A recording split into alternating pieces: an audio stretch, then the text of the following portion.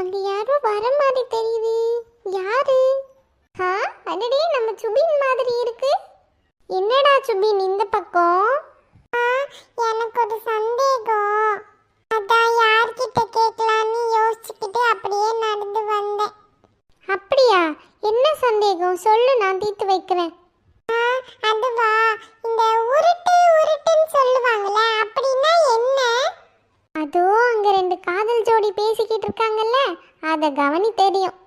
செல்லம், new year அப்போ வெளியே மட்டும் போயிடாத. ஏன்னா கேக் செய்ய சுகர் இல்லைன்னு உன்னை தூக்கிட்டு போயிட போறாங்க. நான் உன் கூட 200 வருஷம் ஒண்ணா வாழணும்டா. அது என்ன டார்லிங் 200 வருஷம்? அது ஒண்ணும் இல்ல, 7 ஜென்மத்திலயும் 100 வருஷம் உன் கூட வாழணும்டா. என்ன சுபின் கேட்டியா? கேட்டேன். இதுதான், இது மட்டும்தான் நெய்யினால் செய்த சுத்தமான உருட்டு.